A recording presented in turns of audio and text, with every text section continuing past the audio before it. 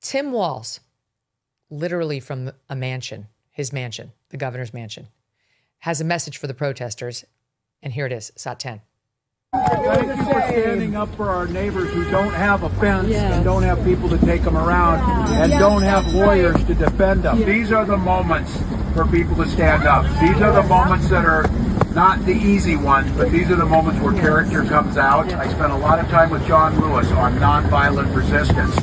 The resistance matters. We're not telling people to be silent, but we're not telling people to go out and cause problems. We're going to cause good trouble. Rob, yeah, literally from behind a fence, totally protected from behind this. It has to be, what, a 7-8 foot fence with his mansion behind him. I mean, like, it's almost like he teed this up knowing you were going to be on today. Yeah, well, it's interesting. So he's wearing he is presenting himself with the aesthetics of a man of the people. He's got the beanie, he's got the flannel, he's got the megaphone. He's kind of dressed down. And yeah, so it kind of, I think in his mind, he's trying to counterbalance the fact that he's standing in front of his mansion, he's standing behind this fence. And I mean, what is he standing on, a stool or something?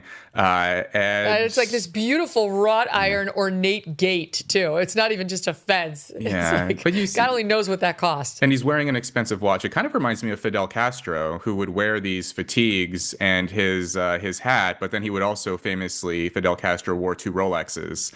And you see Tim Walz there. He's got the beanie and the flannel, but he's also almost certainly, I saw he was wearing a watch. I don't think that was a Casio.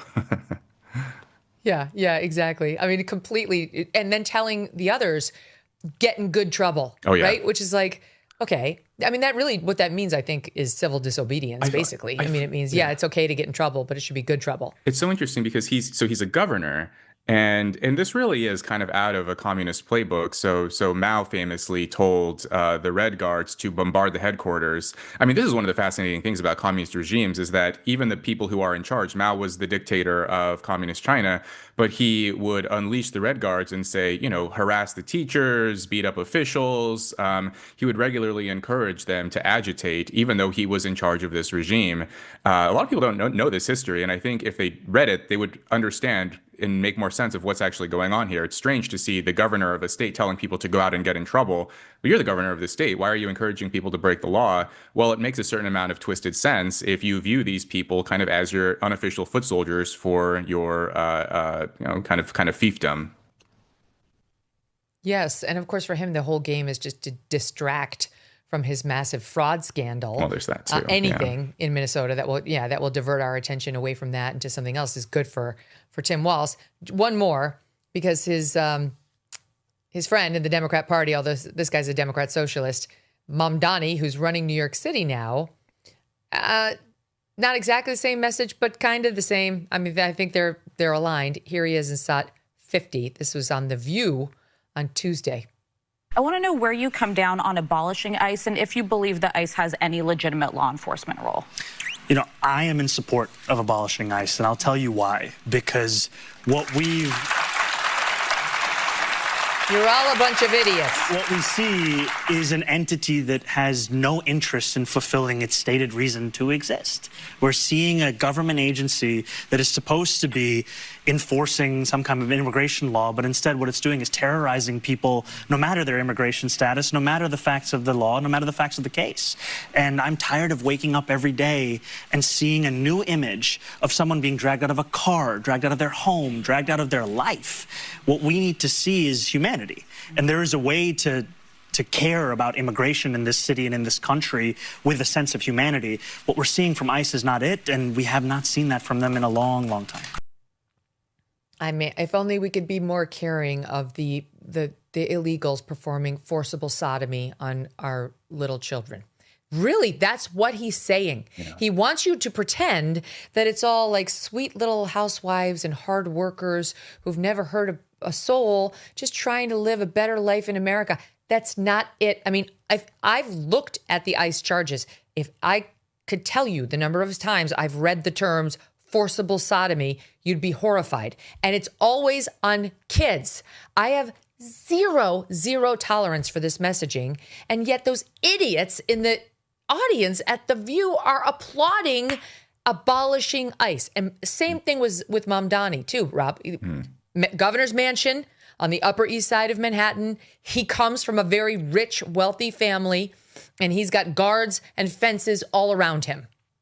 Yeah, and I would imagine, well, the hosts on that show, was he on The View there? And then the audience members, Yes. well, they're never going to be, almost certainly never going to be victimized by, criminals and illegal immigrants who, are assaulting people. So, and it's interesting what he said there about yes, I believe in abolishing ICE because they're not fulfilling, whatever Mamdani imagines their ends to be. But then, why is it abolish? And I had the same question about the defund the police thing or abolish the police. It's, why not reform?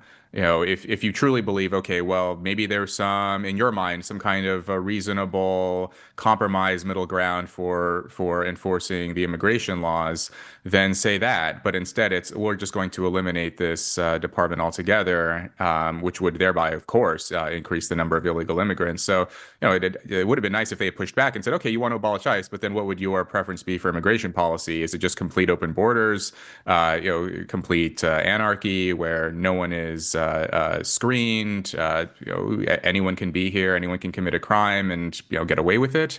So yeah, it's I'm not surprised to hear that from Mamdani. He was also a proponent of defund the police 4 or 5 years ago. It's shocking that someone like that is the mayor of America's largest city. A new year means new financial goals, like making sure your savings are secure and diversified. Will this be the year you decide to talk to somebody from Birch Gold Group? You've been thinking about it. They use an educated approach with a deep understanding of macroeconomics.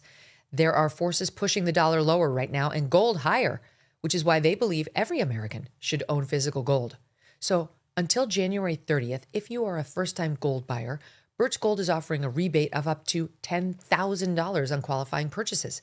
To claim eligibility and start the process, just text MK to the number 989898. Birch Gold can help you roll an existing IRA or 401k into an IRA in gold, and you are still eligible for a rebate of up to $10,000. Consider making right now your first time to buy gold and take advantage of a rebate of up to $10,000 when you buy by January 30th. Text MK to the number 989898 and claim your eligibility today. Again, text MK to 989898 now. Thanks so much for watching. If you like what you just saw, hit the subscribe button for more clips and full episodes.